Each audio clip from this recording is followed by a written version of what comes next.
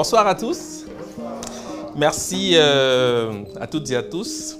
Je le dis toujours en forme de formule, mais c'est quelque chose qui vient du cœur. Merci d'avoir fait le choix de passer cette journée avec nous, parce qu'il faisait beau aujourd'hui. Je ne sais pas si c'est toujours le cas quand on sortira, mais je sais par expérience qu'à Paris, il ne manque pas d'activités et qu'on a toujours des choses à faire par un samedi comme celui-ci, en plus un 1er juin. Et je sais que pour les amoureux du foot, il y a un match tout à l'heure aussi, donc voilà, merci, voilà, d'avoir pris le temps de passer cette journée avec nous. Je remercie, naturellement je le ferai à la fin, mais je le fais déjà parce que je pourrais oublier, puis dans la discussion de la fin, ce n'est pas sûr qu'on aura l'occasion de le faire. Donc je remercie également naturellement ceux qui ont participé à l'organisation de cette journée. Pour moi, c'est une première de recevoir du monde dans un cadre comme celui-ci. J'espère que ça pourra se refaire, car j'ai toujours eu le sentiment qu'il fallait donner de la valeur à ce qu'on fait, parce que très souvent, on se retrouve dans des lieux où, bon, ce n'est pas le lieu qui compte, mais enfin, j'ai le sentiment qu'il est temps maintenant peut-être de faire les choses un peu différemment. Et cela n'est possible que par votre participation naturellement, puisque c'est un peu vous, finalement, qui permettez de tels événements de pouvoir se tenir. Donc je tenais à vous remercier, à vous, donc vous, hein, les uns et les autres qui êtes là, en plus des organisateurs qui ont vraiment fait un travail remarquable. J'espère que vous avez pu le sentir, parce que ce n'est pas toujours évident, mais c'est vrai qu'il fallait courir à gauche, à droite. Et j'ai vu faire, donc j'ai pu mesurer la difficulté que cela représente dans un cadre comme celui-ci. Je remercie également les intervenants qui sont venus de loin. Clapopo, Simon, Ferrando, naturellement, Kalala Omotunde, et puis Jean-Claude Mboli, qui malheureusement avait un impératif aujourd'hui, donc il a dû s'en aller un peu plus tôt. Donc voilà. Et puis, pour ce qui reste à faire, naturellement, j'ai pu voir qu'il y avait quand même de la fatigue déjà qui se faisait ressentir. Donc je ne vais pas trop insister sur des aspects techniques. J'ai souhaité que ce soit un sujet un peu plus ludique qu'à l'habitude. Donc j'espère que vous aurez encore l'énergie nécessaire pour subir la dernière heure qui reste. Et voilà, donc merci beaucoup. Voilà.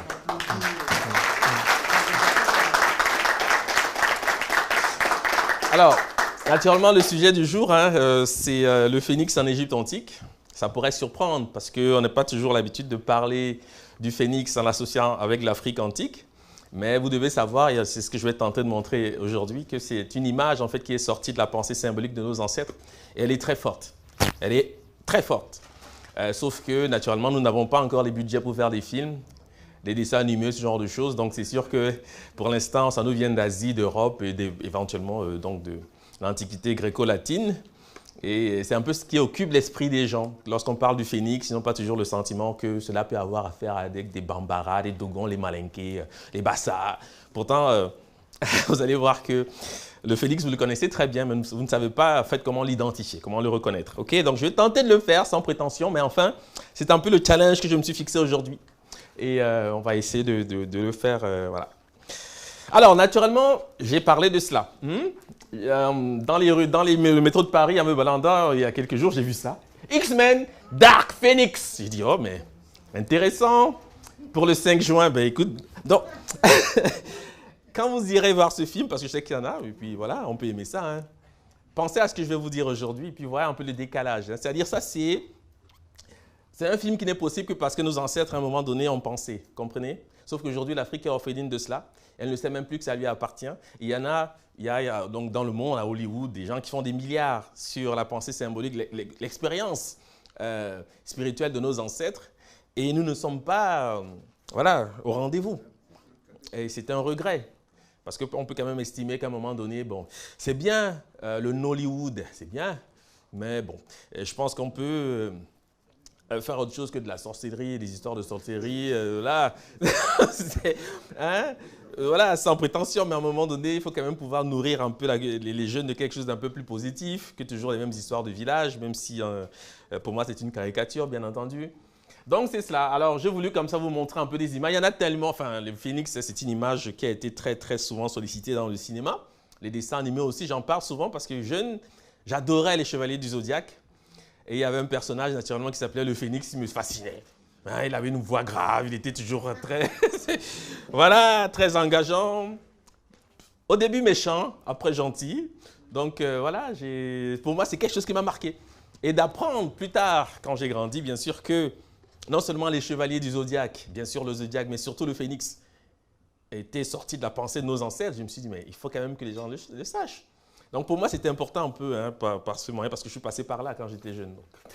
Alors, en Égypte, naturellement, il existe une image qui rend compte de cette figure importante. Elle est représentée de cette façon, donc avec une couronne particulière. En fait, c'est la couronne d'Osiris que vous voyez là. En fait, c'est une, bon, je veux dire la couronne d'Osiris. Elle est appelée la couronne Atef. Hein, c'est comme ça qu'en égyptologie, elle est nommée. Et c'est une couronne qu'Osiris porte en tant que juge des défunts. Et naturellement, en fait, vous allez vous rendre compte qu'en fait, c'est Osiris. Hein, c'est une représentation d'Osiris, mais pas seulement. Parce qu'il y a aussi beaucoup de féminin là-dedans. Dépendamment de comment on aborde la question, vous allez voir que tout cela va apparaître un peu plus clairement. Donc, on va commencer par la question des origines. Bien sûr, en citant un auteur. Et bien sûr, l'auteur en question, c'est Hérodote, qui est un auteur grec qui va visiter l'Égypte vers 450 avant l'ère actuelle. C'est le premier auteur, en fait, qui parle du phénix. Il dit, dans son histoire, « On range aussi dans la même classe un oiseau qu'on appelle phénix. Je ne l'ai vu qu'en peinture, on le voit rarement, et si l'on en croit les héliopolitains, il ne se montre dans leur pays que tous les 500 ans, lorsque son père vient à mourir. S'il ressemble à son portrait, ses ailes sont en partie dorées et en partie rouges, et il est entièrement conforme à l'aigle quant à la figure et à la description détaillée. » Est-ce que c'est un aigle ici que vous voyez? Oui, parce qu'en fait, Hérodote n'hallucine pas. Ce qu'il dit a un sens. Et vous devez généralement, lorsque vous entreprenez un travail de recherche, vous basez sur ce qui a été dit. Ne partez pas en roue libre parce qu'il y a sur ces questions beaucoup de gens qui font parfois de l'improvisation et disent des choses qui ne sont pas toujours attestées du point de vue de l'historiographie. Okay? Donc généralement, lorsque moi j'entreprends une recherche comme celle-ci, je me base sur les auteurs qui en ont parlé parce qu'ils ont autorité pour le faire. Hérodote visite l'Égypte à une époque, certes, où l'Égypte a déjà perdu de sa superbe, puisqu'elle est colonisée déjà depuis au moins 3 siècles.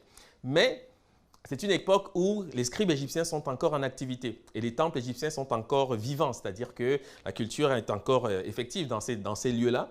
Donc, ce qu'il dit a un sens et il faut naturellement en tenir compte. On ne peut pas juste l'effacer parce qu'on se dit, bah, tiens, mais le benou, entre guillemets, parce que vous allez voir, cet oiseau, les égyptologues l'appellent le benou. Ben, cet oiseau, ce n'est pas un aigle, on sait quand même reconnaître un aigle. Et Hérodote aurait été bien à même de pouvoir distinguer un aigle d'un échassier ou un héron, je ne sais pas quoi. Enfin bref, c'est important souvent de mettre cela en lumière pour voir un peu le décalage qu'il peut y avoir. Donc, il nous dit que cet oiseau est entièrement conforme à l'aigle quant à la figure et à la description détaillée. Okay? Voici la graphie, naturellement la plus souvent sollicitée pour désigner cet oiseau. Okay? Donc, je vais aborder la question vraiment simplement. Parce qu'à cette heure-ci, avec la journée qu'on a eue, ce n'est pas nécessaire d'aller dans le détail, mais vous allez quand même comprendre l'essentiel. Voici ce qu'on appelle en égyptologie une graphie. Donc, vous avez ici plusieurs signes qui n'ont pas tous la même valeur. Je vais vous montrer pourquoi. Parce que dans le traitement que je fais des caractères sacrés égyptiens, j'emploie une technique que je vais présenter brièvement, sans insister sur les aspects qui me paraissent superfétatoires. Mais enfin, vous allez au moins comprendre de quoi je parle. Ici, vous avez la codification. C'est quoi la codification en fait? Parce que vous devez savoir que dans une graphie comme celle-ci, chaque signe a été codifié par un égyptologue britannique qui s'appelle Alan Gardiner. Donc, dans les dictionnaires, vous avez généralement le code de chaque signe. Donc, ce sont les codes ici. Et vous avez ce qu'on appelle la translittération.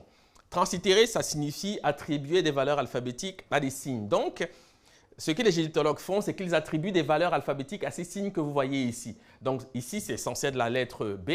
Ici, la lettre N. Ici, le W. Bon, ici, c'est aussi le W, mais ils n'en mettent qu'un parce que, bon, voilà, on va supposer que c'est le thème du masculin parce que généralement, ils disent que le poussin de caille peut exprimer l'idée de masculin. C'est ce qu'on dit lorsqu'on procède par alphabétisme. Donc, on peut supposer que c'est un mot masculin. Et ici, vous avez ce qu'on appelle un déterminatif qui dit ce que c'est. Donc, il me dit ici que c'est un oiseau et que cet oiseau est représenté de cette façon. Est-ce que c'est un aigle ici? Ah ouais, c'est pas un aigle. OK. Oui, naturellement, c'est pas un aigle, évidemment. Mais voici le nom, une des façons de représenter le nom de cet oiseau. Naturellement, la traduction, c'est phénix, et puis vous avez la source ici. Donc ça, c'est pour ceux qui s'intéressent à ce genre de détails. Donc, en grec, parce qu'on va quand même essayer de comprendre d'où vient ce nom, le phénix, d'où ça vient. En grec, le terme phénix désigne aussi bien l'oiseau fabuleux que le palmier dattier ou la couleur pourpre. Alain Ancelin, dont nous avons largement et aujourd'hui salué la mémoire, et voilà, et je m'aligne tout à fait dans cette démarche, puisque c'est quelqu'un qui a fait beaucoup compter dans ma quête de moi-même. Alain Ancelin identifie cet oiseau au copte bonou. Hein? Il dit que cet oiseau correspond au copte. Le copte, qu'est-ce que c'est? Alors, je vais quand même en dire un mot. Le copte, c'est une langue en fait, qui est réputée morte aujourd'hui. C'est le stade final de la langue parlée par les pharaons d'Égypte. Elle a survécu, disons, jusqu'au XIe siècle à peu près, mais déjà très largement, disons, ostracisée en Égypte par l'invasion arabe autour du VIe siècle. Donc les Coptes sont un peu orphelins de cela. Et aujourd'hui, lorsqu'on parle des Coptes, généralement on fait référence à la chrétienté, parce que les Coptes aujourd'hui sont les chrétiens d'Égypte. Okay, bien qu'ils soient arabes, ils parlent arabe aujourd'hui. Mais parfois, dans leur littérature, leur liturgie notamment, ils font appel à cette tradition. Donc, parfois, ils utilisent des mots coptes dans la liturgie, donc la manière de faire le culte, etc. Mais c'est quelque chose qui a quand même largement disparu aujourd'hui en Égypte.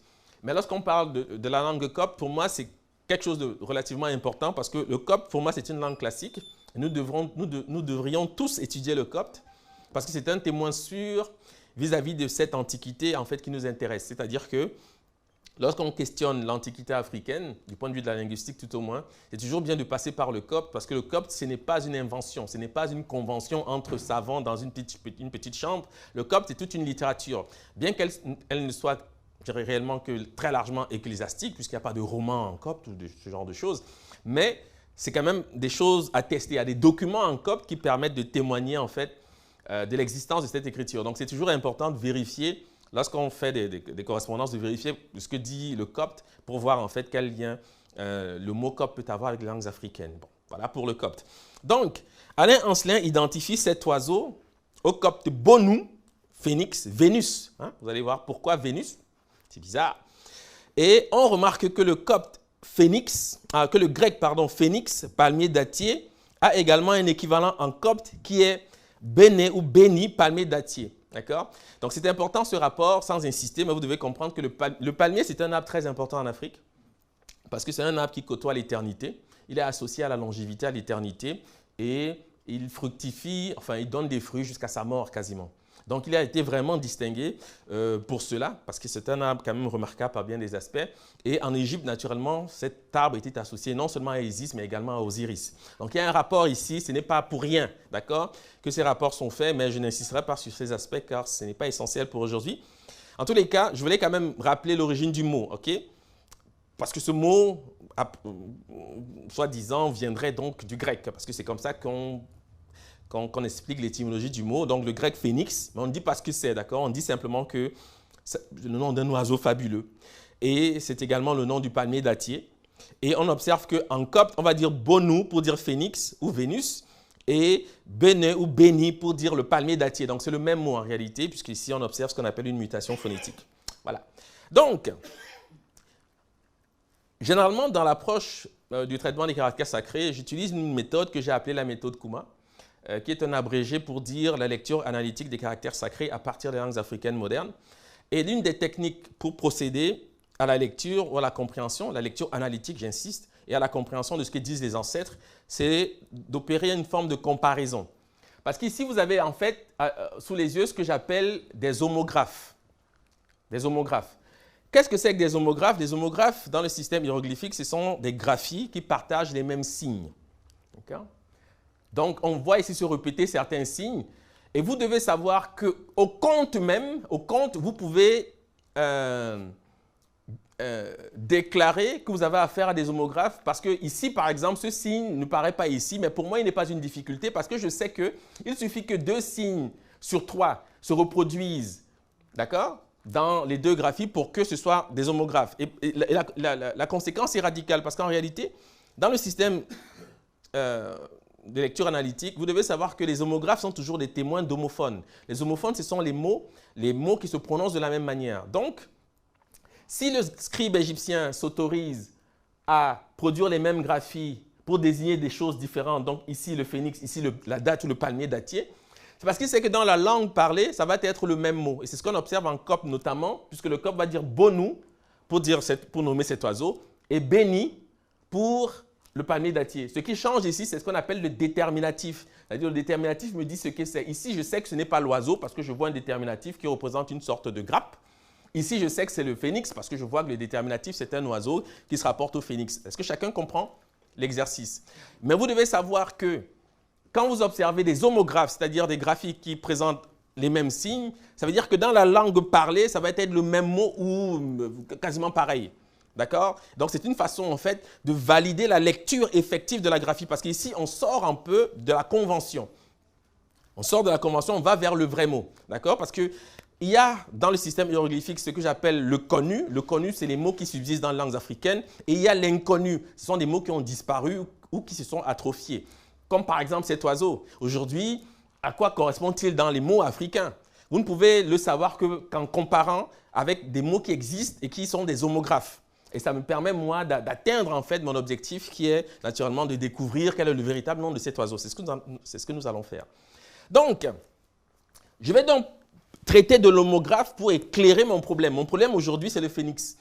Je ne sais plus comment il s'appelle, puisque mon ancêtre a été brutalisé, il ne m'a pas transmis l'information. Pour réhabiliter ce mot dans mon langage quotidien, j'utilise le détour d'un homographe dont le sens a subsisté dans ma langue, d'accord? Et c'est ce que je vais faire. Donc, c'est la raison pour laquelle je focalise donc sur le dattier, le palmier dattier, puisque je sais que que ce soit en copte ou chez les Grecs, le nom de cet oiseau est identique au nom du palmier dattier. Okay? Donc, je vais citer ici Victor Loret, qui parle de ce déterminatif et du dattier, ce qu'il représente en égyptien ancien. Il dit, la gousse exprime, cet objet, ce signe, la gousse exprime les idées de douceur, suavité, charme, agrément au physique ou au moral et même l'idée toute spéciale de jouissance érotique. Et je me rends compte que en Bassa, la langue de mon père, on dit bena pour dire aimer à la folie, raffoler. Ce garçon aime manger de la viande. Ça, c'est le Bassa. Et c'est le mot, si vous êtes attentif, j'espère que vous voyez que c'est le même mot. Béni, bonou, la structure est la même. D'accord? Ça, c'est une information.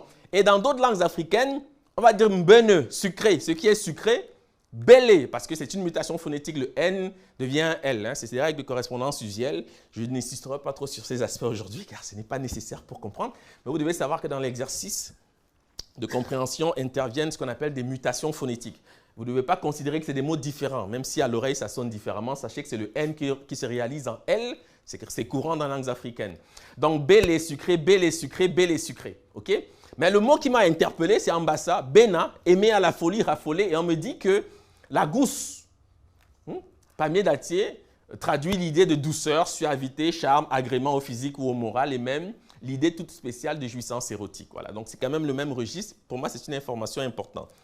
Ensuite, je vais donc parler brièvement de ce que c'est que la méthode Kuma. Ce que vous voyez ici inscrit. D'abord, le thème Kuma, qu'est-ce que c'est? Le mot Kuma, c'est un mot dans la langue mandingue qui signifie parole, dire, etc. Bref, c'est un mot qui se rapporte à la parole. C'est aussi le nom de l'ibis. L'ibis qui est notre divinité tutélaire, puisque si on prétend être écrivain, en tout cas scribe, naturellement on répond de Thoth, qui est représenté en Égypte par un ibis. C'est la raison pour laquelle j'utilise ce terme, parce que je veux naturellement célébrer notre pensée symbolique et naturellement rattacher le travail que je fais avec d'autres maintenant, bien sûr, à cette tradition qui est très importante du point de vue même de la construction de ce que nous appelons aujourd'hui la civilisation. Dans tous les cas, le terme Kuma, dans plusieurs langues africaines, mandingue, mais pas seulement, puisqu'on retrouve le même mot dans les langues dites bantou, qui va signifier proverbe, histoire, etc.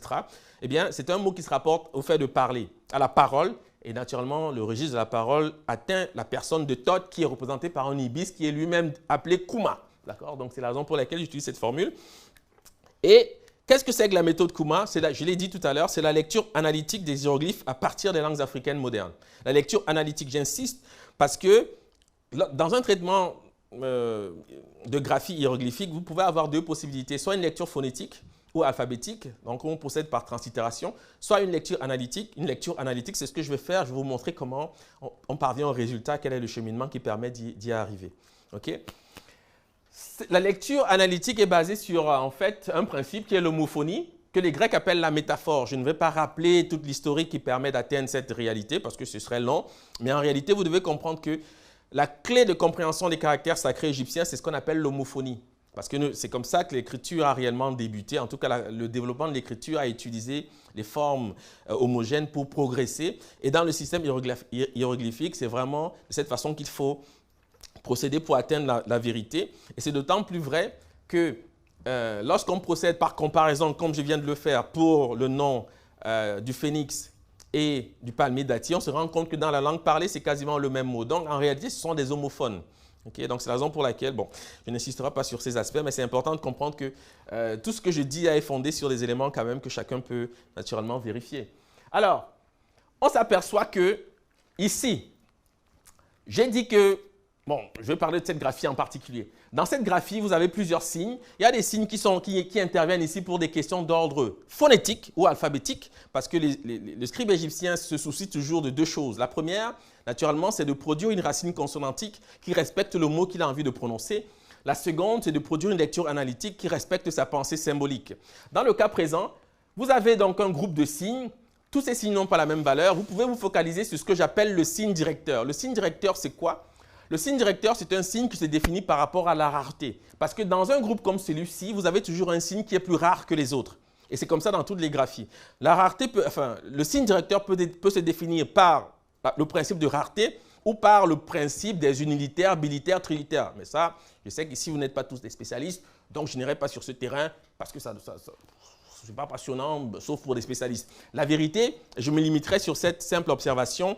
Le signe directeur se définit par rapport à la rareté.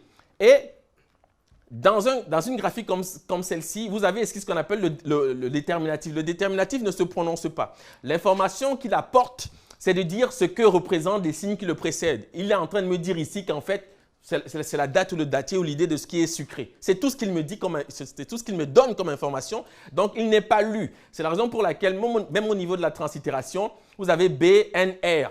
D'accord? Ce signe n'apporte aucune valeur alphabétique parce qu'il ne se prononce pas. C'est important de le comprendre. Donc, dans ces trois signes, le signe directeur, c'est-à-dire le signe le plus rare, c'est celui-ci.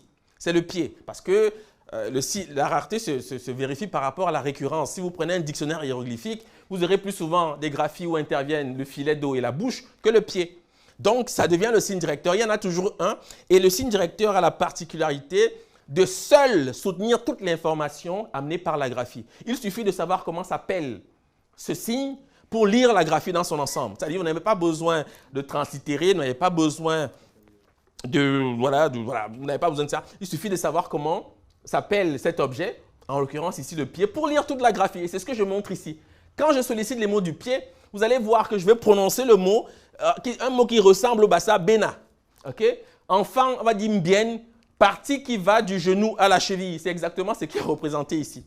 D'accord?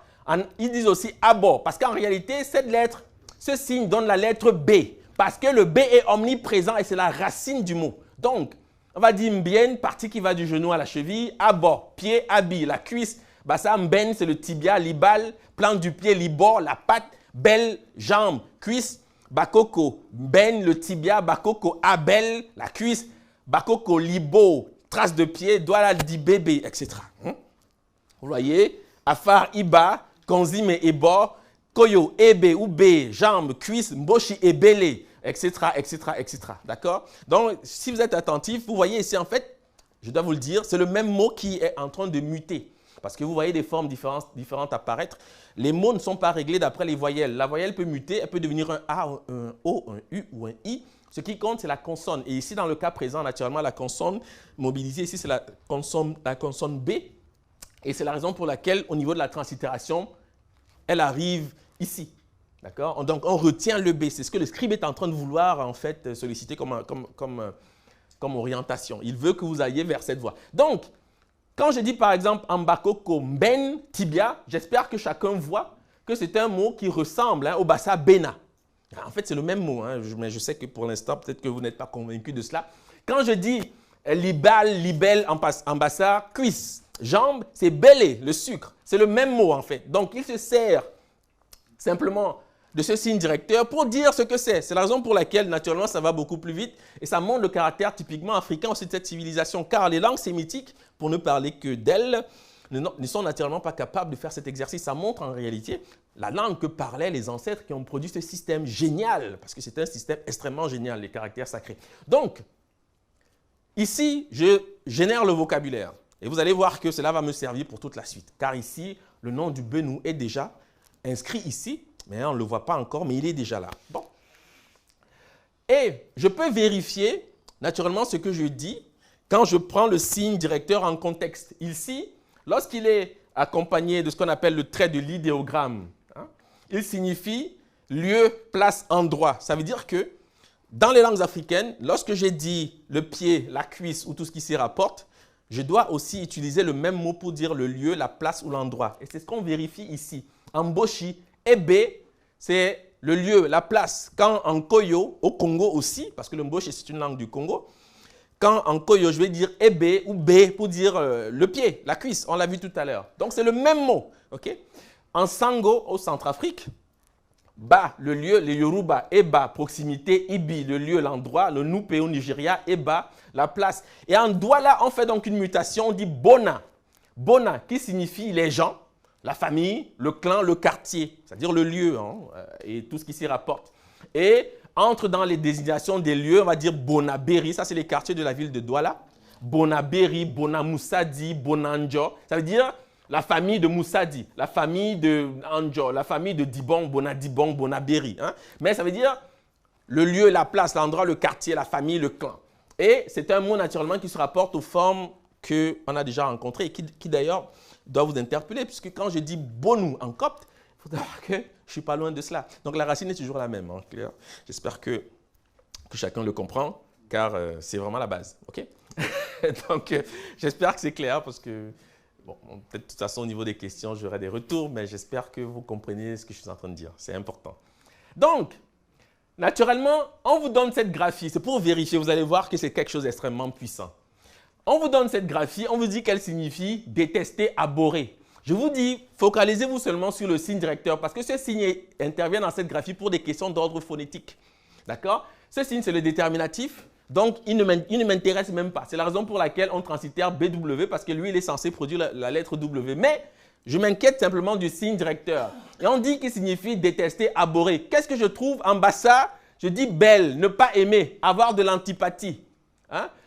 Meni be iyom imoud nounou a belle-mère. Je ne sais pas pourquoi cet homme n'aime pas me voir. D'accord? C'est ça le mot. Détester, abhorrer. Et c'est le nom de la cuisse. En bassa, on dit libelle pour dire la jambe, la cuisse. Vraiment. En bassa, on dit aussi bala, détester, haïr. Ambalame, il me déteste. Bassa, libala, inimitié, la haine. En koyo, béa, b, détester, haïr. C'est les mutations, c'est toujours la même lettre, b. D'accord? Agem, ib, détester, haïr. Mbaka, b, détester, haïr. Babesi, bae, détester, haïr. Kibembe, kou, belé. Le kou, c'est un préfixe de classe. Le mot, c'est belé, détester, haïr. Le douma, ibele, détester, haïr. Tuki, obena. Obena, c'est toujours les mêmes mots. Détester, haïr. En Douala, bena, détester, haïr. Tunen, au Cameroun, ou béni, détester. Le konzi, mais au Cameroun. Et bene, contester, refuser, rejeter, refuser, ou refuter. Bikele, ben, refuser. En Ewondo, c'est la même chose, c'est la langue de ma maman. Ben, refuser, ma ben, c'est-à-dire je refuse. Le bassa dit aussi ben, détester quelque chose. On prend cette graphie, une autre variante, d'accord? C'est la même chose. Ce que je suis en train de faire ici, je suis en train de mobiliser les homographes pour cerner le nom de cet oiseau. C'est ce que je suis en train de faire en réalité, parce que vous devez comprendre qu'il n'y a pas de hasard ici. Ce que vous faites va vous permettre d'éclairer votre problème. Donc, on vous dit que cette graphie signifie mauvais, funeste, néfaste, misérable. Ça, c'est le déterminatif. Ici, c'est le signe directeur. Ce signe intervient ici pour des questions d'ordre phonétique, puisque c'est la lettre N d'ailleurs qu'on retrouve ici. Le copte va dire bonne, mauvais. Bonnet, boni, malheur, mal, dommage, c'est le sens de cette graphie. Le bakaka, bena, le malheur. Le sonenke, bonne, mal, malheur. Sonenke, bono, être nuisible, cruel, méchant. Fufulde, wona, c'est une mutation phonétique car le B se réalise en W. Être cruel, méchant. Fufulde, wono, rendre méchant, mauvais. Serer, bonne, être méchant. Le wolof, bonne, le mal. Senufo, bono, perte, préjudice, dommage. Bambara, bonnet, malheur, le mal. Et c'est la lecture effective de cette graphie qui est translittérée bin. D'accord? C'est de cette façon, en fait, naturellement, que cela apparaît dans le texte lorsqu'on le translittère, mais le vrai mot dans la vraie langue, dans le vrai, c'est ça. D'accord? Donc, vaut mieux, de mon point de vue, quand même, aller à l'énergie essentielle, c'est-à-dire la chose même telle qu'elle est dite, car le mot, c'est une vibration. Il faut quand même avoir le mot juste pour être en connexion. Donc, c'est la raison pour laquelle je focalise naturellement une attention particulière sur les vrais mots. Donc, c'est ça. Okay. Vous voyez que c'est toujours le même mot, on va dire bena, bon, ben, mais je veux dire, ce qui mute ici, c'est la voyelle, mais la voyelle ne fait pas partie de la racine. La racine, c'est la consonne qui fournit la racine. Donc, c'est important de comprendre qu'ici, nous sommes dans un système d'homophones. C'est le même mot que nous sommes en train de prononcer. OK? Bon. Maintenant, qu'est-ce que ça me dit? Je peux donc revenir à mon problème. Ici, j'ai des homographes, hein, d'après ce que je viens d'expliquer. C'est-à-dire que des homographes, ce sont des graphies qui partagent les mêmes signes. Ici, j'ai ce signe et ce signe qui se répètent, ça c'est le déterminatif qui me dit que ça veut dire mauvais, funeste. Ici, j'ai ce signe et ce signe qui se répètent. Ce signe intervient pour des questions d'ordre phonétique et le déterminatif me dit que c'est l'oiseau. Si je suis cohérent, je dois pouvoir statuer dès maintenant que cet oiseau s'appelle quelque chose comme benabon, quelque chose du genre. Ça, c'est clair. C'est-à-dire qu'il n'y a même pas de doute. Parce que souvent, quand je fais des exercices avec donc les stagiaires qui participent à nos formations, ils ont encore des doutes d'arriver là. Ils ne savent pas trop. Vous pouvez vous jeter à la mer, vous pouvez vous jeter dans le précipice, vous trouverez un pont. Parce que ça là, c'est échec et mat. Les ancêtres savent ce qu'ils font. Vous devez leur faire confiance. Vous ne devez pas arriver là, vous dire, est-ce que c'est vraiment ça? Non. Quand vous avez vérifié, vous voyez que c'est le même mot qui sort, sachez que cet oiseau s'appelle effectivement de cette façon. Ça, c'est clair et net. Donc, vous pouvez vous jeter dans le précipice. Parce qu'il faut quand même à un moment donné faire confiance à la chose pour qu'elle se produise, d'accord? Donc, c'est ça. Le nom de cet oiseau, on va le découvrir. Donc, je reprends ici le thème du mâle. Bonne, bonne, bonne. Et comment s'appelle cet oiseau d'après vous? Oui. Bonne, l'aigle, en bambara. Maninka, bonne ou beau, l'aigle. Bozo, bonne, en fait c'est bonne car c'est un N, un O-N en fait, mais on met une sorte de vague au-dessus, bon c'est comme ça, c'est l'aigle. D'accord? Voilà pourquoi plus tard, Hérodote vous dit que, non c'est l'aigle. Donc tu dois savoir pourquoi il le dit. Lui il a vu la chose en direct, même si on met le déterminatif ici, c'est un déterminatif pour les oiseaux en général. D'accord? Mais c'est l'aigle, vraiment. Donc, vous avez ici ce qu'on appelle des homographes, et les homographes produisent des homophones, c'est-à-dire des graphies qui partagent les mêmes signes, produisent les mêmes mots. C'est ce que je vous dis. Ça, c'est clair et c'est net. Vous devez vraiment aller sur cette réalité, car c'est une vérité éternelle. C'est logique. Parce que si on utilise les mêmes signes, ça veut dire qu'on prononce les mêmes choses. C'est normal. Donc, il faut vraiment être sûr de cela. C'est pour ça que je dis qu'il ne faut jamais douter.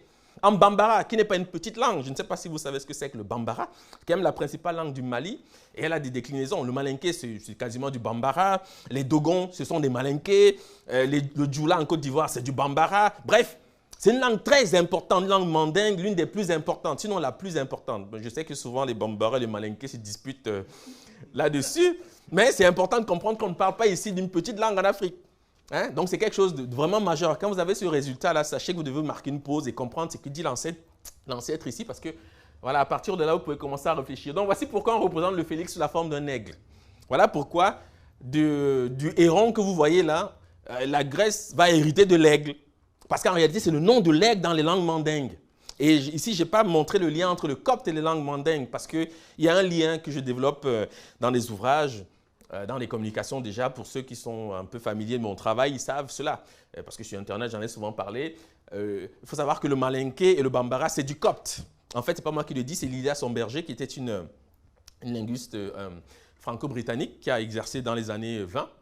Et elle le dit clairement, il y a plusieurs éléments qui permettent de le comprendre. Donc, c'est pour ça que, voilà, sans insister, vous devez comprendre qu'il y a ici un lien qui est réel. C'est la raison pour laquelle le phénix va être donc représenté de cette façon. D'accord, sous la forme d'un aigle, parce que c'est le nom de l'aigle en Afrique, chez les mandingues notamment. Bon, la chose est qu'on peut faire ici une évolution dans le sens où on va maintenant pouvoir découvrir les concepts.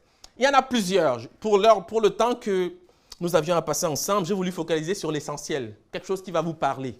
Parce que vous devez comprendre que de cet aigle-là, vous allez passer aux fruits, aux grains.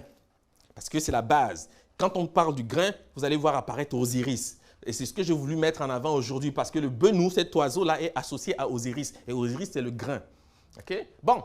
Et comment je sais que c'est le même registre? Parce que j'ai ce qu'on appelle des homographes. Ça permet d'évoluer vraiment facilement. J'espère que vous le comprenez. C'est-à-dire que ici, j'ai le nom du phénix. J'ai le nom de l'aigle en bambara, Bon, donc en suspens. Et le scribe égyptien, l'ancêtre, me dit que le nom du phénix, là, c'est le nom du fruit, du grain dans les langues africaines. Et si la démarche est logique, naturellement, vous ne devez même plus douter. Vous devez savoir que c'est le même mot que vous allez prononcer. Et on découvre que quoi? Que le nom du phénix, c'est le nom du fonio. Fonio. Dan, Foni, Fonio, Tomboso chez les Dogons. Pon, vous allez voir l'importance du fonio maintenant chez les Dogons. C'est quelque chose d'extraordinaire. OK? Le Wallo, Pon, c'est ça, Bon, c'est ça qui est extraordinaire. C'est-à-dire que c'est ça qui est Bon, l'aigle. Vous voyez, on représente la chose, ouais, mais il parle du fonio. Vous allez voir l'importance du fonio dans le discours cosmogonique Dogon, et vous allez comprendre c'est quoi le phénix. Ouais, naturellement. Donc, le père Tégou, ça c'est les Dogons, hein. Et enfin, au Gabon, on va dire fon, le maïs. D'accord? Yorno sopon, dogoso phoni, maninka, pene. Vous voyez les mutations phonétiques. Je vous dis, soyez attentifs aux mutations phonétiques, mais c'est le même mot qui mute. Foufoulde au Cameroun, phonier. Si vous êtes, même à l'oreille, c'est déjà phénix. Cette structure phonétique, c'est ça qui va donner chez les Grecs phénix. Parce qu'ils rajoutent un X, parce que c'est comme ça qu'ils font. Mais c'est le mot ici. Le sénoufo va dire fini. Fini pour dire le fonio. Minyanka, fene, fine ou fene pour dire le fonio. Moka, c'est-à-dire le malinké de Côte d'Ivoire. Fwen, bambara, fini le fonio. Et wondo au Cameroun, bon, c'est le fang, c'est fon, le maïs. Le kakabe, fondo, fondi le fonio. Bobo, Burkina Faso, fin, Wolof, findi. Limba, pindi. Le dan, foni. C'est ça le phénix, ok? J'espère que chacun peut le voir et comprendre en fait pourquoi je m'autorise ces liens, car ils sont naturellement soutenus par tout ce que j'ai pu dire avant. Bon, c'est ça le fonio, ok? Et c'est ce grain-ci qui est un grain bien sûr indigène d'Afrique, parce que le fonio ne pousse qu'en Afrique. C'est aussi important de le comprendre, ça permet vraiment d'écarter ceux qui pourraient prétendre que c'est une création grecque, d'accord? Parce que le fonio c'est une céréale indigène d'Afrique qui intervient dans le domaine cosmogonique, c'est très important. Et c'est lui, en fait, qui est représenté, c'est Osiris. Hein. Bon, je ne veux pas parler d'Osiris dans ces aspects, parce que c'est tout un corpus, naturellement, mais c'est bien de comprendre le rapport au niveau, ne serait-ce que du vocabulaire. Bon, ici, je vais simplement citer Griol et Dieterlen pour montrer cet aspect. On n'a pas le temps vraiment de développer sur ce qui concerne la cosmogonie des Dogons, mais je vous invite quand même à vous y intéresser un peu plus, parce qu'il y a là des choses importantes. C'est la cosmogonie Dogon, hein, pour montrer comment le fonio intervient en fait, okay, dans le dire cosmogonique. À l'origine, avant toute chose, était Ama, qui est Dieu chez les Dogons, et il ne reposait sur rien. L'œuf en boule d'Ama était clos. D'ailleurs, même à Héliopolis, hein, je veux dire, ça c'est le discours héliopolitain même, parce que le phénix est lié à l'œuf du monde. C'est comme ça qu'on raconte la naissance de l'univers. Le phénix va sortir d'un œuf. Bref, ce n'est qu'une adaptation, c'est-à-dire les égyptologues ont naturellement transitéré, ils ont donné un texte avec les formes qui sont les leurs. Par contre, voici la vraie chose qui est dite encore aujourd'hui dans le Mandé. Les Dogons connaissent ça mieux que quiconque. Donc si vous voulez savoir, en fait, c'est qui le phénix, il faut poser la question aux Dogons. Ils vont vous dire exactement ce que c'est. Donc, à l'origine, avant toute chose, était Ama, Dieu, et il ne reposait sur rien. L'œuf en boule d'Ama était clos. Le monde avait la forme d'un œuf. Ama était lui-même à l'intérieur et c'est alors que fut créée la première graine de Pon, le fonio, qui se déposa invisible au centre. On dit, lorsqu'Ama cassa l'œuf du monde et en sortit, un vent tourbillonnant a surgi. Naturellement, le texte s'arrête ici parce que je n'ai pas voulu aller plus loin, mais c'est des choses que vous pouvez retrouver assez aisément. Et je vous le dis encore une fois, bon, hein, il n'y a pas là de mystère. Une fois que vous avez compris ce que c'est, naturellement, vous pouvez doter votre compréhension des éléments ici que je ne fais que survoler, bien entendu. Le Dogon dit donc Pontolo ou Pontolo, c'est l'étoile du Phonio, c'est le nom de Sirius B. Sirius B, ok? C'est ça, Digitaria, c'est ça, ok? De son nom en langue Dogon, Pontolo, hein? Phonio, qui est par ailleurs une graine de céréales sacrée pour les Dogons. Cette étoile est comparée au Phonio. Depuis très longtemps, les Dogons expliquent les rotations d'une étoile très lourde, invisible, pour le commun des mortels et extrêmement massive, qu'ils disent gravité en 50 années autour de Sirius. Ces 50 années, c'est ça qui devient 500 ans chez Hérodote, quand il dit qu'il n'apparaît que tous les 500 ans. D'accord? Vraiment, c'est quelque chose d'extraordinaire. Je vous dis que c'est quelque chose d'extraordinaire. Ça veut dire que depuis cette époque-là, les Africains connaissent Sirius B. C'est seulement récemment, dans les années 50, je crois, que les Américains, pour la première fois, ont pu observer. C'est quelque chose de... Comment nos ancêtres ont fait? Je pose souvent cette question, parce que quand on parle des Dogons, les Dogons, c'est des Malinqués, ils viennent d'Égypte. Ça, c'est sûr, c'est eux qui observaient le ciel africain. Parce qu'ils ont vraiment une connaissance vraiment précise du ciel. C'est incroyable. Et déjà à cette époque, Hérodote, 450 ans avant l'ère actuelle, dit déjà qu'il apparaît tous les 500 ans. Bon, il s'est peut-être trompé d'un zéro, j'en sais rien. Mais, ou de 2 zéros, peu importe. Mais c'est le chiffre 50 là. C'est ça. C'est ça. Peut-être qu'il a mal compris. Je ne sais pas. Mais c'est ça qui est dit chez les Dogons. Et c'est exactement la même correspondance. Vous voyez la chose? Donc c'est quand même quelque chose de remarquable. Parce qu'aujourd'hui, on dit sur l'Afrique beaucoup de choses. Hein. L'Afrique n'est pas entrée dans l'histoire, l'Afrique est ci, l'Afrique est ça. Les Africains même ne savent pas qui ils sont. Parce que vous devez imaginer ce que ça représente. Comment ils ont fait pour voir? Elle est invisible, cette étoile.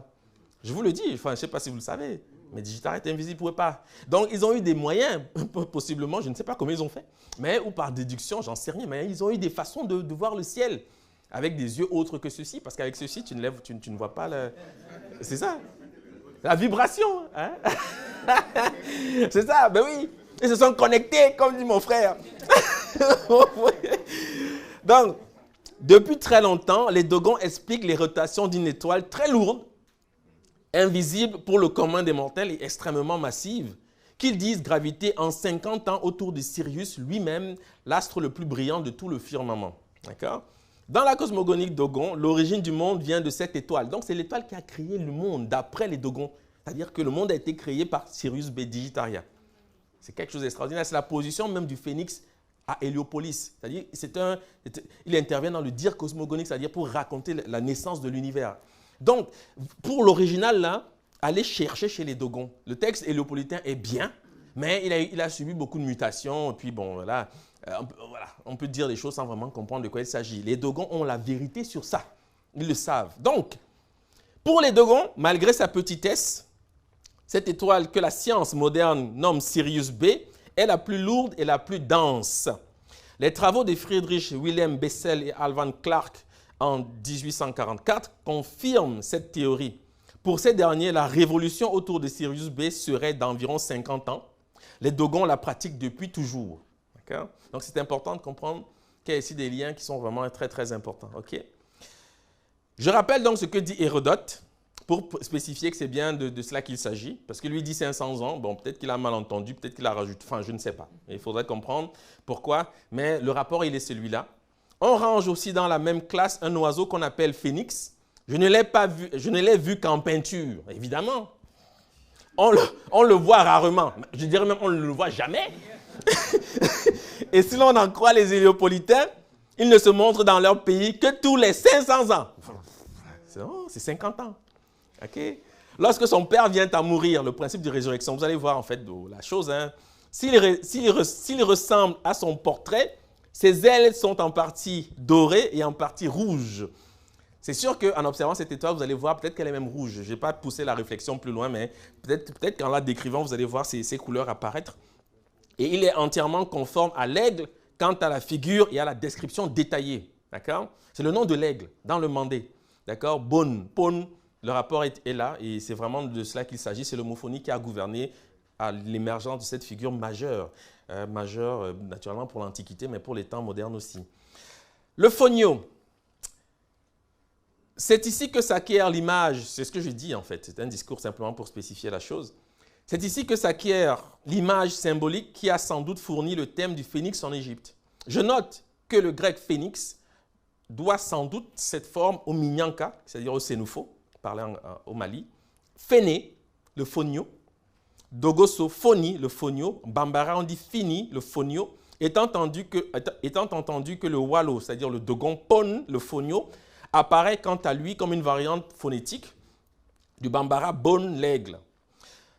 En bambara, fini, fonio est homophone de fine, noirceur, fine, le charbon. En fait, ça, c'est l'élément fondamental qui est en fait visé.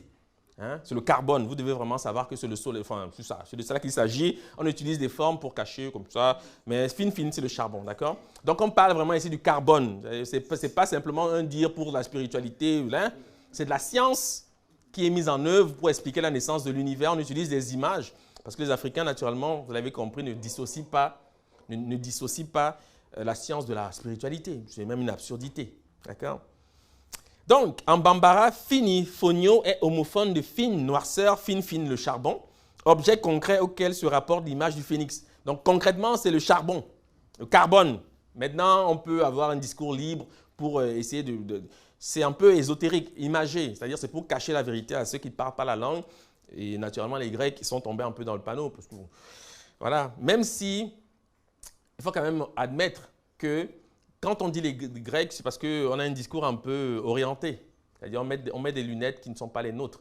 Parce qu'en réalité, c'est que la Grèce, dans sa constitution du point de vue de l'imaginaire, la mythologie grecque est africaine.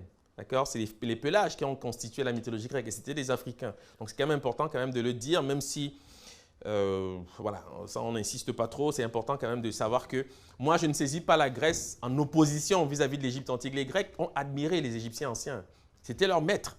Vous devez le savoir. C'est aujourd'hui récemment que, puisque l'histoire est ce qu'elle est, eh bien, les héritiers de cette civilisation gréco-romaine ont changé, la perception enfin, de l'Afrique. Mais leurs ancêtres n'avaient aucune difficulté à reconnaître que les Égyptiens étaient les maîtres de ces questions, le calendrier, l'écriture, tout. Ils le savaient, ils le disaient, ils le chantaient. Il dit Pindar chante l'Égypte, il chante Amon-Ré, donc c'est dire, donc ça ne pose aucun problème. Donc ces Grecs-là, je les aime. Mais oui, parce qu'ils avaient compris que la spiritualité, la science, c'est là, c'est comme ça que ça se fait. C'est aujourd'hui qu'on a voulu un peu brutaliser les gens, on crée des catégorie qu'on appelle le monothéisme, où chacun doit se ressembler, on doit être tous pareils. Puis, et c'est même exclusif, parce qu'en fait, mon Dieu est plus fort que ton Dieu. Donc, tu es plutôt un païen. On invente des mots pour se faire la guerre, mais la vérité, c'est que c'est la science. Et ceux qui le font aujourd'hui ne le comprennent même pas. C'est-à-dire qu'ils pensent que la spiritualité, c'est Dieu au ciel avec une barbe. Hey, c'est quand même incroyable.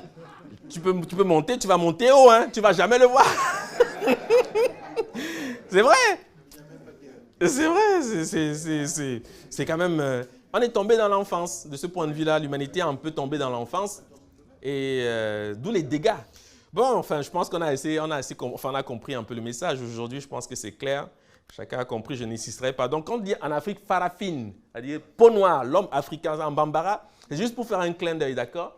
Le charbon, le carbone, la mélanine, on peut en parler longtemps, d'accord? On est dans ce domaine-là aujourd'hui quand même. Vous devez comprendre que je n'insiste pas plus, car ce n'est pas nécessaire. Mais les Bambara, pour dire l'Africain, il dit farafine, ça signifie peau noire. Littéralement, fara, c'est la peau, fine, c'est noir. C'est simplement point. Et fine, c'est le charbon. Hein, voilà, donc d'où l'idée d'Éthiopiens. Et pourquoi les Éthiopiens étaient célébrés par les Grecs. Ça ne vient pas d'une posture idéologique. Parce que souvent, on a tendance à croire que nos ancêtres ont développé leur tradition, le vocabulaire qui entoure la question de la divinité, parce qu'ils étaient eux-mêmes noirs. Non! Ça, ce sont des bêtises. Il faut bien comprendre qu'il y a une forme d'objectivité dans la description même de la couleur noire dans l'univers et la place qu'elle occupe. Elle est fondamentale. Enfin, je n'en dirai pas plus, mais vous devez vraiment le savoir. Donc, ce n'est pas... Quand, il y a 9-10 ans, j'écrivais le Dieu noir, on m'a posé la question, mais Dieu n'a pas de couleur. Non, c'est faux. Dieu a une couleur. Observe simplement le vivant. Tu comprendras que Dieu a une couleur. Bien sûr, il a une couleur, on peut le dire. Et les Égyptiens, d'ailleurs, en témoignent. Osiris, il n'est pas transparent. D'accord? Il est représenté soit noir, soit vert. Mais dans les langues africaines, bien, le noir se dit comme le vert. Hein? Ivindi, en Iwondo, la langue de ma maman, ça veut dire noir, ça veut dire vert. D'accord? Voilà pourquoi on le représente vert. Et de toute façon, la chlorophylle, elle témoigne. La chlorophylle, qui est verte n'est chlorophylle que par l'action même du carbone. Donc, il faut comprendre la nature pour voir un peu pourquoi. Ce n'est pas parce qu'il y a un martien est venu en Égypte qu'Osiris est représenté vert. C'est parce que dans la langue parlée, quand tu dis vert, tu dis noir charbonné. C'est la même chose. La couleur verte ne se manifeste que par l'action du soleil. Au Canada, bon, parce que je vis au Canada, vous devez le savoir, c'est vraiment frappant. C'est-à-dire que c'est... Enfin, en temps normal, notamment en été, tous les arbres sont verts. Tous les arbres sont verts. Mais quand on approche l'automne, ils perdent cette verdeur et ils révèlent leur véritable couleur. C'est le temps des couleurs. Vous allez voir la nature, les arbres, les fleurs, enfin comment dire, les feuilles rouges, jaunes. Ça, c'est la véritable couleur de la plante, en fait, qui se manifeste quand le soleil commence à disparaître. Quand il est là, il domine tout le monde est vert. Parce que c'est ce qu'il révèle, c'est la lumière qu'il donne à la nature qui permet de révéler cette couleur verte. Sinon, les plantes ne sont pas naturellement toutes vertes. Vous devez vraiment le savoir parce que souvent en Afrique, comme on voit le vert partout, on croit que toutes les plantes sont vertes. Non! C'est l'action du soleil qui gouverne, qui dit vert, tout le monde. Comme en Afrique, noir, tout le monde. Mais oui, parce que l'homme est né noir, parce que c'est l'action du soleil. Vous devez le savoir. Donc, c'est quand il s'éloigne de l'Afrique qu'il change de couleur. Voilà pourquoi on observe cette variété maintenant et on fait des guerres sur ces questions. C'est un peu comme si les arbres au Québec se mettaient à faire la guerre. Non, toi, tu es jaune, moi je suis rouge, je suis raciste. Parce qu'ils n'ont pas compris que Dieu parle. Ah, c'est quelque chose d'extraordinaire. À partir de cela, hein, on peut faire des choses très belles. Moi, je dis toujours, mon seul regret, c'est d'avoir compris ça un peu tard. Parce que j'aurais aimé apprendre ça. J'aurais vraiment fait des études autres. J'aurais pu faire autre chose dans ma vie. Donc... Parce que c'est un regret, mais bon, il n'est jamais trop tard. D'accord? Il n'est jamais trop tard parce que souvent, on se pose des questions. On a l'impression qu'on n'a rien apporté au monde, qu'on n'a rien compris. Pourtant, je vous dis, ça, c'est rien. Parce qu'il y a des choses qu'on pourrait dire, mais comme je ne veux pas être long, je m'arrête à ces premiers éléments. Vous devez comprendre que Dieu a une façon de s'exprimer. Il va toujours dans un sens. C'est une signature éternelle. Et il faut la suivre pour comprendre, en fait, ce que c'est, quelle énergie correspond à sa volonté et puis comment s'aligner vis-à-vis de cela. Si tu fais le contraire, tu vas simplement brimer la nature, l'environnement et on l'observe un peu cela aujourd'hui.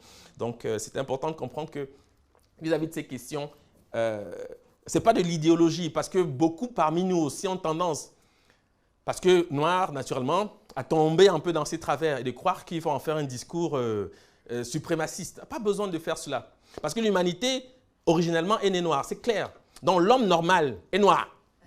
Non, mais il faut le dire, je ne dis pas ça, mais vous comprenez l'idée, c'est-à-dire que quand tu t'éloignes, le soleil te bombarde moins, donc tu changes de couleur.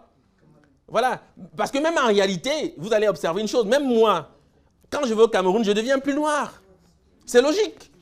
Donc je ne suis pas tout à fait noir, je suis quelque chose comme jaune. Parce que c'est vrai, parce que si je m'en éloigne, si je m'éloigne de l'Afrique, je jaunis. Et c'est ce qui est arrivé. C'est ce qui est arrivé. Donc, on ne peut pas être raciste. On ne peut pas être raciste. Il faudra l'expliquer à nos amis du Front National. Enfin, bon, moi, je ne fais pas de politique. Mais c'est important de comprendre que les gens sont tombés dans l'enfance. Ils ne comprennent pas. Ils ne comprennent pas que c'est un privilège même que d'avoir cette couleur. C'est un privilège parce que vous ressemblez vraiment à la chose telle qu'elle s'est faite. Voilà. C'est un privilège, sauf qu'aujourd'hui, il y en a qui maintenant se décapent la peau, on fait toutes sortes d'horreurs pour ne pas s'accepter et ça naît en fait d'une forme d'ignorance. Et vis-à-vis de cela, quand même, il faut avoir des actions concrètes. Et moi, je dis, bon, c'est un peu la faute du politique aussi parce que c'est une question même de santé publique, ça donne des maladies, des trucs, voilà. Donc, mais j'espère qu'un jour, eh bien, on va rentrer un peu dans voilà.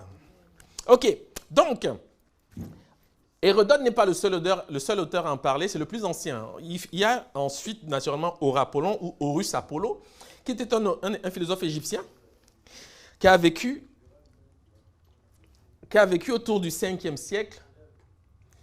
Et il a publié un traité qui s'appelle Hieroglyphica, en langue copte, dans lequel il dit ceci, il parle du phénix. Il dit « Voulant écrire une âme qui demeure longtemps ici-bas, ou bien l'inondation, il peigne l'oiseau appelé phénix. » Il parle des Égyptiens. C'est un Égyptien qui parle. Il parle de ses ancêtres. D'accord? Il dit, voulant écrire une âme qui demeure longtemps ici-bas, ou bien l'inondation, il peigne l'oiseau appelé phénix. A. L'âme, parce que cet animal atteint un âge plus avancé qu'aucun autre dans l'univers. B. L'inondation, parce que le phénix est le symbole du soleil que rien ne surpasse en grandeur dans tout l'univers. Car le soleil monte plus haut que toute chose et scrute tout. Et c'est pourquoi il est appelé celui qui a des yeux multiples. Donc voilà, il y a plusieurs choses qu'on pourrait dire ici, naturellement. Je le dis encore une fois, c'est le temps qui manque, mais je vais me focaliser en fait sur, je pense, le premier point, le second. Je pense le second, pour vous expliquer pourquoi c'est Vénus.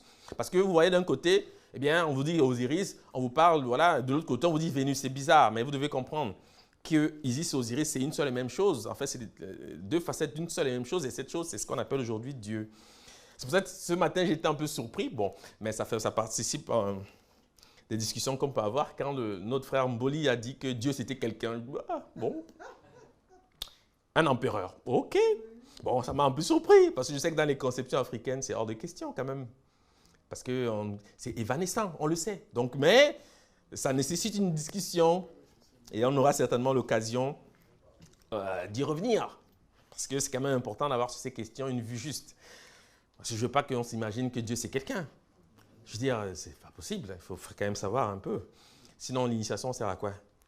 Enfin bref. Donc, ce rapport que le philosophe égyptien établit entre le phénix et l'inondation, je l'explique, ok, est soutenu par le vocabulaire qui distingue cet oiseau dans le lexique africain. Je montre ainsi que le bambara, bon, aigle, est un homophone pour bon, en bambara même, qui signifie répandre, verser, dans la même langue.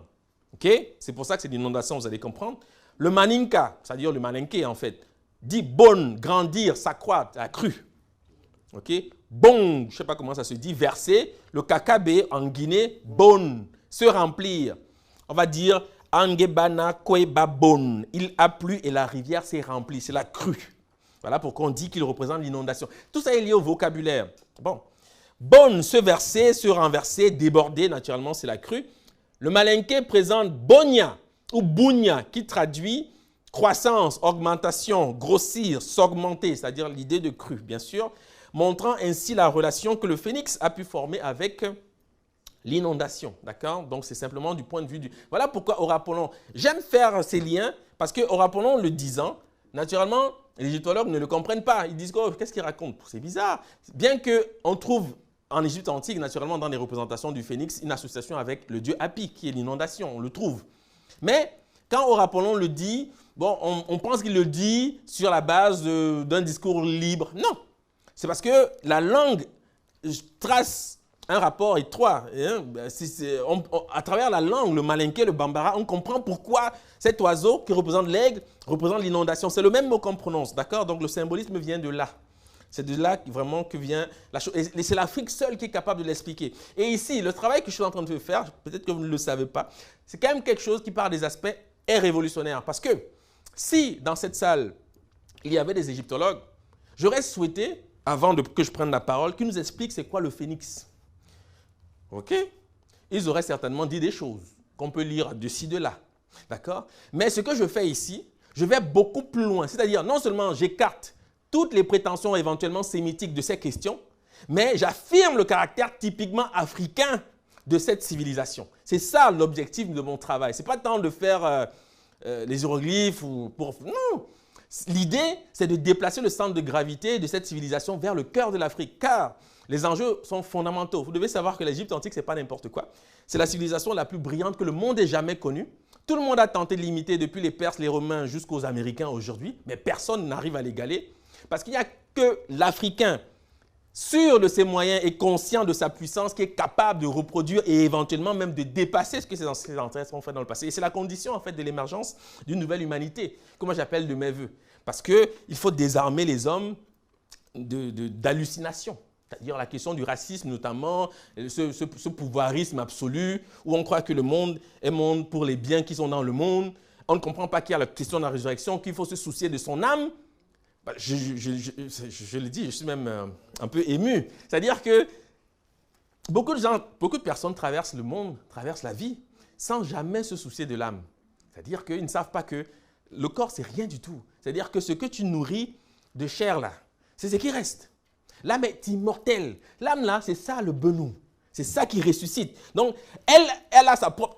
tout à l'heure, on parlait du gna-gna. On parlait des vibrations. Vous devez savoir que le principe du gna-gna, du noun, comme disent les égyptologues, c'est exactement le principe de la statuette africaine, qu'on appelle le nkisi au Congo. Bref, ces statuettes avec lesquelles on fait le boli au Mali, c'est exactement la même chose. Pourquoi? Parce que vous devez savoir qu'à un niveau de vibration, la chose même devient autonome. C'est-à-dire qu'elle a sa propre volonté. C'est exactement parce que l'âme humaine est de cette nature, de cette vibration originelle.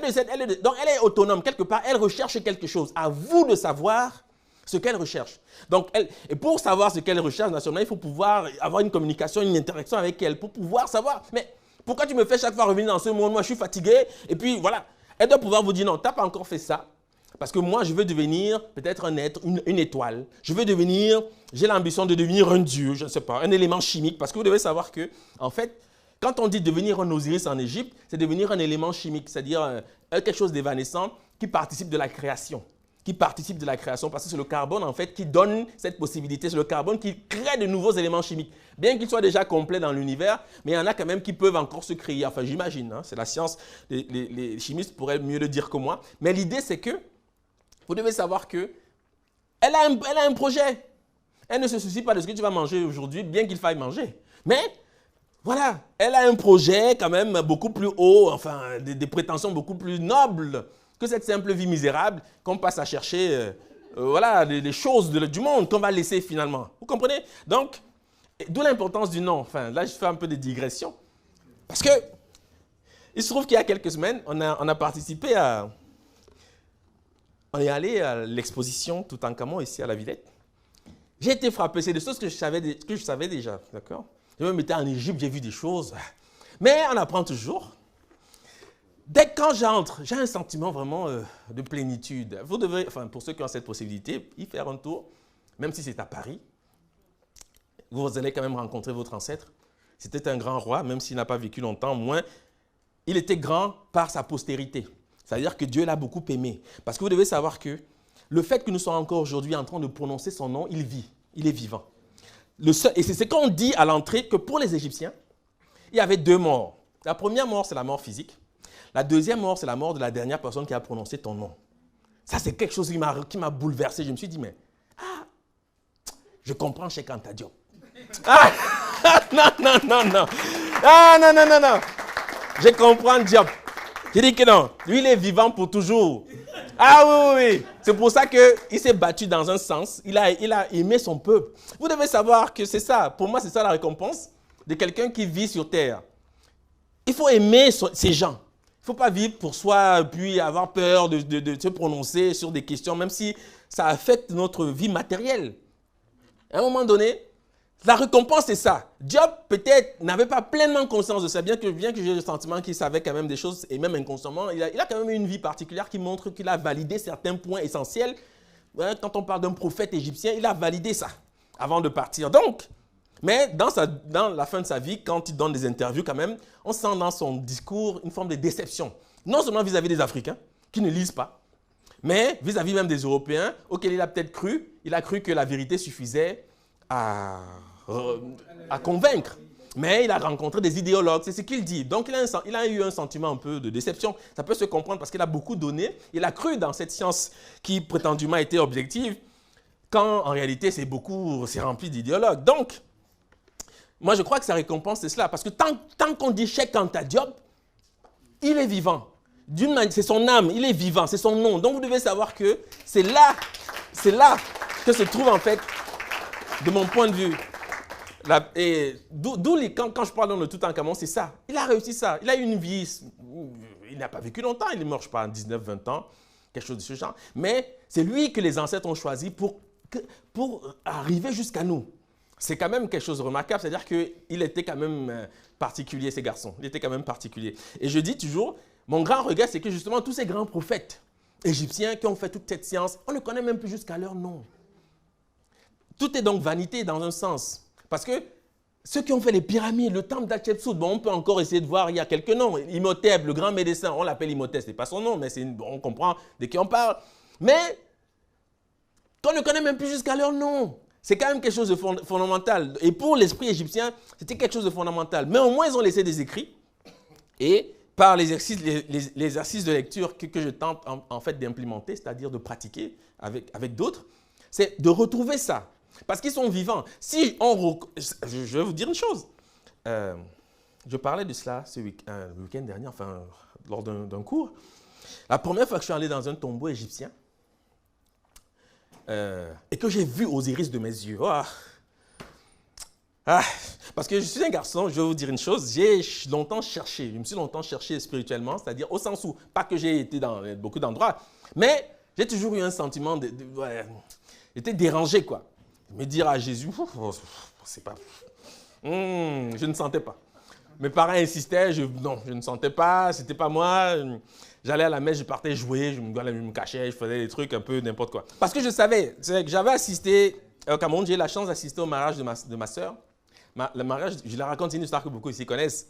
Le mariage de ma soeur où elle avait souhaité que ce soit une bénédiction faite par les Mbambok. Chez les Bassans, on les appelle les Mbambok, c'est-à-dire les initiés. Et c'est pour la première fois en Pays Bassa, j'ai entendu le nom d'Osiris sortir de la bouche de quelqu'un qui n'a rien fait d'égyptologie. C'est-à-dire, mais comment? Mais les Bassans ne l'appellent pas Osiris parce que, bon, pour ceux qui liront mon dernier livre, il y a plusieurs façons de le nommer. Mais le principe d'Osiris, c'est le manque de quelque chose. C'est ce qui permet de générer son nom dans toutes les langues africaines. C'est ce que j'explique. Bon, en Bassa, on dit His. His qui veut dire la totalité, l'absolu, l'alpha et l'oméga. C'est une parole qu'on prononce quand on vous bénit ou quand on vous maudit. Quand on vous bénit ou on vous maudit, celui qui dit His après ça, surtout un bon box, c'est-à-dire que personne ne peut défaire, vous êtes fini. Si c'est la malédiction, vous êtes fini. OK? Si c'est la bénédiction, ça c'est la grâce. Parce que ça veut dire que ce qui est en train d'être fait là, personne ne peut le défaire. Personne. OK? Donc, je travaille déjà sur le nom d'Osiris parce que le nom d'Osiris, c'est quoi? C'est l'œil et le siège. En Bassa, l'œil, c'est Jis. Le siège, c'est Yis. Oh, s'asseoir en fait. Yis, c'est s'asseoir. Et je savais que, du point de vue le travail, lecture phonétique, enfin lecture analytique, c'est la racine qui permet de le révéler. Et j'avais déjà vérifié cela avec le nom originel de Jésus. Parce que vous devez savoir qu'il était appelé His par les Grecs dans le début. Et c'est d'ailleurs resté comme étant... chez les jésuites utilisent ce terme dans leur emblème et qu'ils traduisent Jesus hominem salvator, mais ils trichent parce qu'ils ont voulu pouvoir l'expliquer de cette façon. Mais c'est Yis, c'est ça le véritable nom de ce Dieu qu'on appelle Osiris. En tout cas chez les Bassa. Et j'étais au village, et j'étais avec mon père et d'autres, mais c'est mon père qui était à côté de moi. Comme mon Bassa est médiocre, je demandais qu'est-ce que ça veut dire Yis? Il me dit, attends. C'est fini, j'ai vu mon père changer d'aspect. Une fois qu'on avait béni les mariés, il a écarté tout le monde. Parce qu'une fois qu'on a fait ça, on ne doit plus toucher. Parce qu'ils sont chargés. Les mariés, on ne doit plus les toucher parce que vous pouvez prendre des choses que vous n'avez pas voulu. D'accord? Donc, on doit écarter tout. Donc, j'ai vu mon père changer. Je n'avais jamais vu mon père comme ça. Parce que mon père, c'est quelqu'un qui a été formé à l'école française, ici à la Sorbonne. Il est dans la raison. Voilà. Non, il n'est pas... J'ai vu le gars complètement... Mais il a grandi au village. Donc, il savait ce qui se passe. Voilà. Hey, j'ai vu ça, ça m'a interpellé. Je dis, mais comment? Il s'est ennuyé, nous n'avons jamais montré ça. Non, moi, j'étais un peu triste. Parce que je me suis dit, bon, il a cru dans cette France qui nous a vendu une façon d'être civilisé. Mais il s'est rendu compte, peut-être, avec l'insistance de ma sœur notamment, que voilà, ce n'était pas ce qu'on croyait. Donc, il a accepté que le mariage se passe selon la tradition Bassa. Et j'ai même vu, après la bénédiction des mariés, parce que je vais revenir à Osiris plus tard, les villageois, les gens du village, soit des gens chrétiens qui vont à la messe tous les jours, le jour-là, quand les Mbambok ont fait la bénédiction, là, ils restent dans la... C'est une sorte de bassine, parce qu'ils mettent des choses là, hein, beaucoup de choses, ils chargent. Et vous voyez, l'eau, ce n'est pas l'eau qu'il y a. Vous voyez des choses, ce n'est pas ça. Et j'ai vu les villageois se mettre en file pour pouvoir... Parce qu'une fois qu'on a brisé, on a fait le rituel, tout le monde qui est là le jour-là peut bénéficier de cela. Ils se sont mis tous en rang, soit des gens chrétiens, je dis, mais... On joue à quoi là? On veut même tromper qui ici? Ils viennent, mes tantes chrétiennes anciennes d'église, elles viennent, elles tendent les pieds, le Mbambok bénit les pieds. Je dis, c'est quoi ça? C'est les mêmes qui vous diront aller à la messe. Non, elles savent c'est quoi la vraie chose. Elles savent c'est quoi la vraie chose. Là, j'ai dit, non, ok. Et là, je me trouve donc en Égypte. Et je me suis dit, j'allais expérimenter ça. Parce que je savais que dans ce tombeau-là, ça faisait des milliers d'années qu'on n'avait pas appelé Osiris comme les Bassa l'appellent. Et pour moi, c'était une expérience où Ah, Dieu. Parce que je sais que dans un tombeau de Pharaon, on fait des rituels avant de graver. C'est comme si quand tu dessines quelque chose, tu amènes la chose à la vie. Donc, c'est Osiris lui-même. Ce n'est pas un dessin, parce que souvent, quand on travaille sur les hiéroglyphes, beaucoup de gens imaginent qu'ils ont des dessins.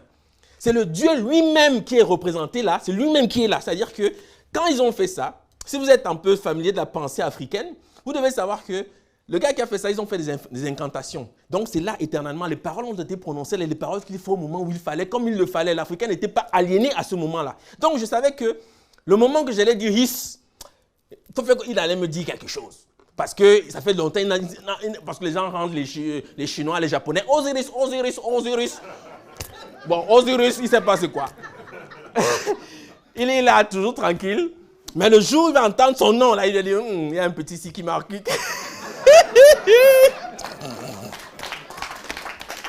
Il y a un petit ici qui m'a reconnu. Non, et c'était quelque chose d'extraordinaire. J'étais avec un ami guinéen avec sa femme. Il s'appelle Khalidou. D'ailleurs, je vais le voir parce qu'il habite en Côte d'Ivoire. Je vais en Côte d'Ivoire dans quelques jours, demain. Et ça ne se raconte pas, ça se vit, je vous dis, ça se vit. Tu vois toute cette divinité-là, tu dis les choses, ça se vit. Et après, tu dis, bon, moi, je suis purifié, je suis lavé, c'est bon, je peux crever maintenant parce que j'ai rencontré mon Dieu, le Dieu de mes ancêtres. Il me ressemble, il m'aime parce que c'est lui vraiment qui nous a donné la civilisation, la parole, il nous a tout donné. Tout donné, il nous a tout donné. Il est même mort pour nous parce que l'histoire de Jésus, c'est Osiris. Il a été sacrifié, il est mort, il a été découpé en plusieurs morceaux. Mais le voilà maintenant, c'est lui qui juge les défunts. Qu'est-ce que vous voulez de plus? Non, c'est clair, pour moi, c'était clair. À partir de ce jour, j'ai compris, en fait, c'est pourquoi j'étais né et qu'est-ce qui m'attendait, en fait. Voilà, enfin bref. Donc, voilà. Donc, ici j'explique l'inondation, d'accord? Pourquoi on fait donc ce rapport? Et à cette graphie, c'est encore un homophone. Vous êtes attentifs, c'est toujours le pied et, naturellement, le filet d'eau. Ça, c'est un déterminatif. Hein? C'est le déterminatif, il ne se lit pas. Et cette graphie a le sens de engendrer, inonder. Donc, c'est cette graphie, en fait, qui justifie de ce vocabulaire bonne pour dire verset. C'est la lecture de cette graphie. OK? Et je dis... Cette graphique correspond au copte, parce que le copte a aussi le mot, ils vont dire poné, péné, poné, pan, peine. Verser, couler, être versé, être répandu, écoulement, flux. C'est vraiment ce mot. Le Wolof va dire bena, inondé, mben. Inondation crue, en ewundo, on dit mven, parce que le B se réalise en V, c'est courant.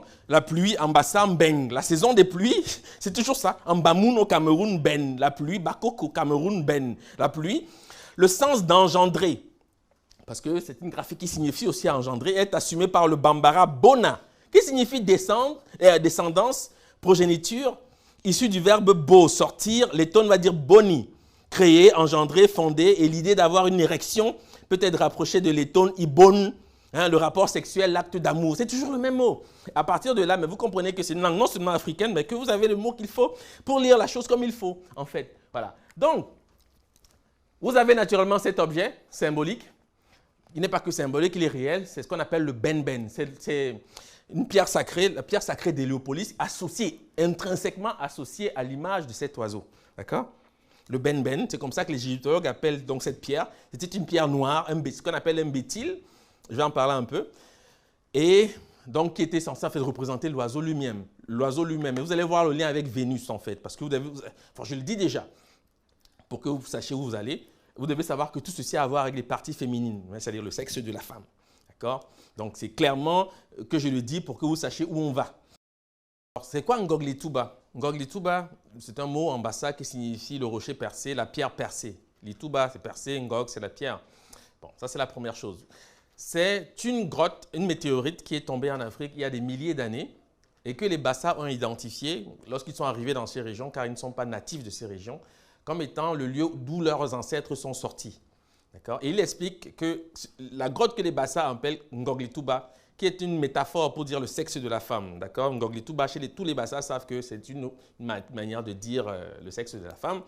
Eh bien, d'autres villages voisins des Bassa, parce que les Bassa, pour Bati, c'est la même tradition, donc les Bati disent Ben-Ben, d'accord, pour nommer cette pierre.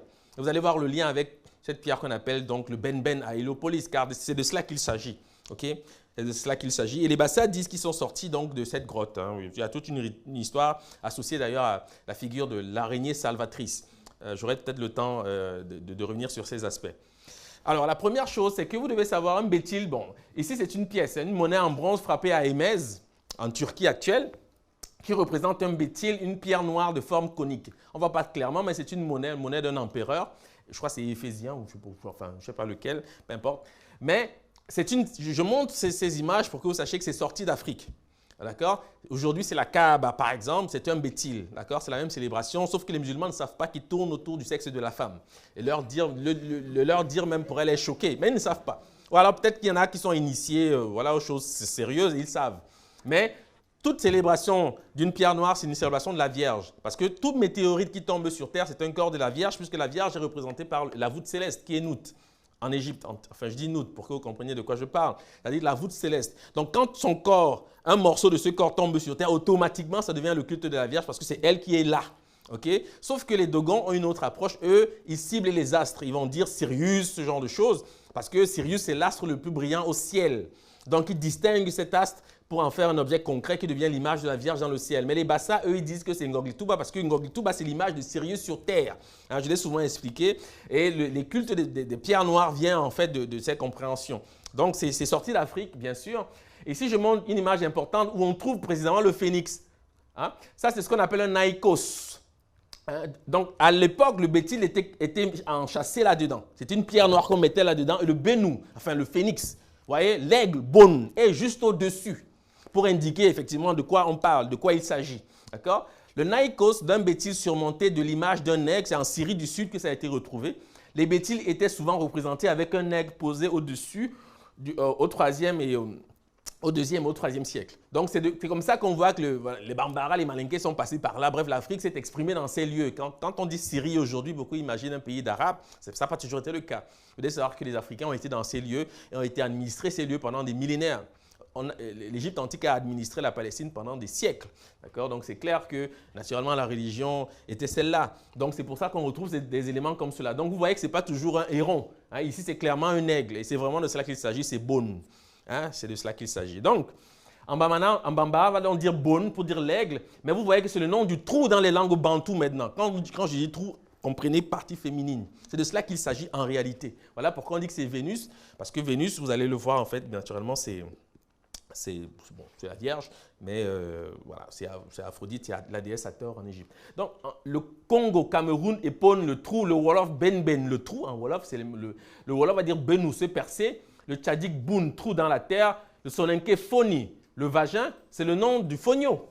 Si vous êtes attentif, c'est ça. En Bakoko, si épone le trou, Mwaneka, épondo, le trou Bassa, Lipondo, le trou. D'ailleurs, en Bassa, on dit Ngogli Touba ou Ngogli Pondo, c'est la même chose. On appelle aussi cette grotte Ngogli Pondo, c'est-à-dire la pierre percée. Mais on sait tous que c'est les parties féminines. Et c'est de là que vient le culte. C'est un culte rendu à la Vierge, hein, vous devez le savoir. Et naturellement, c'est la raison pour laquelle on trouve donc ces relations qui apparaissent de cette façon. Ici, j'ai voulu montrer une chose simple, parce que vous devez savoir que ça atteint même la représentation d'Hathor, ici, ou Isis, parce qu'Isis porte parfois la même couronne, ce sont des cornes. Et quand vous questionnez le nom des cornes dans les langues africaines, ou de la pointe, parce que ça, c'est le nom de Sirius en Égypte. Okay? Entre antithères, c'est dead, mais c'est une pointe. Il faut nommer la pointe. Et quand vous dites pointe en Bakoko, c'est pen. Bakoko, ben, la pointe. Boussa, ben et les cornes. Ben à cornes. Donc ça, c'est les parties féminines qui sont représentées de cette façon, naturellement, parce qu'on sait que en nommant la chose, on atteint le concept qui est en fait sollicité par le scribe. Donc tout cela procède en fait du même mot. Et les images peuvent varier, mais lorsque vous avez le souci du vocabulaire, vous comprenez qu'en réalité, il ne s'agit pas d'y voir plusieurs dieux, comme certains l'imaginent, mais c'est simplement plusieurs façons de représenter une seule et même chose, car le vocabulaire, naturellement, est très riche et on peut toujours le comprendre. Donc, c'est la déesse Hathor qu'on représente comme ça. Elle devient Aphrodite chez les Grecs, ça c'est documenté, et Vénus, bien sûr, c'est Aphrodite. Donc, voilà pourquoi on va dire que le Benou est associé à Vénus. Parce que vous devez comprendre le lien, c'est dû au rapport. D'ailleurs, quand on parle du monde de Vénus, on parle du pubis féminin. D'accord? Donc vous devez savoir qu'il y a un rapport étroit entre des parties féminines et tout ce que je suis en train de décrire ici. Ici, bon, je montre rapidement d'où vient le nom Hathor. Toré, c'est le trône, l'autorité. Le trône, c'est Isis. Parce que je voulais simplement que vous sachiez que quand je dis Hathor, n'imaginez pas que ce n'est pas Isis. Hathor, c'est Isis, c'est la même déesse.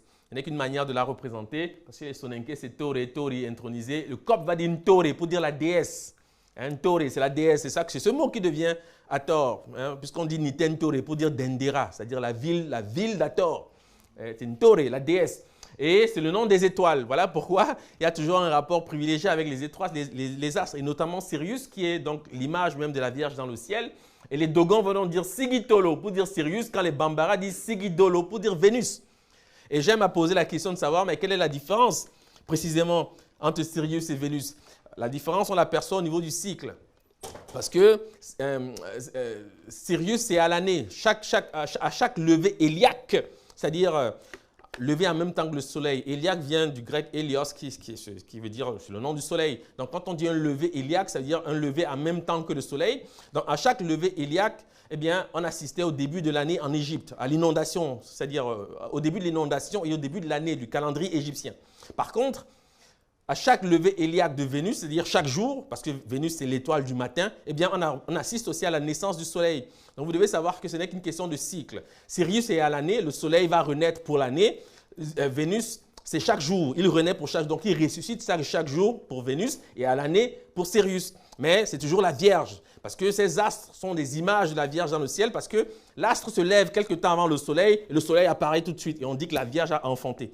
C'était vraiment de cela qu'il était question. Voilà pourquoi les Africains vont développer tout un culte, naturellement, autour de ces pierres noires qui symbolisent en fait ces astres. Okay? Donc, voici dans les tombeaux des pharaons ce que vous trouvez, une représentation de Sirius, c'est-à-dire Isis. On sait que c'est Isis parce qu'il y a son signe ici, ensuite il y a le signe de Sirius. Et voici la graphie la plus souvent représentée, donc c'est une pointe. La chose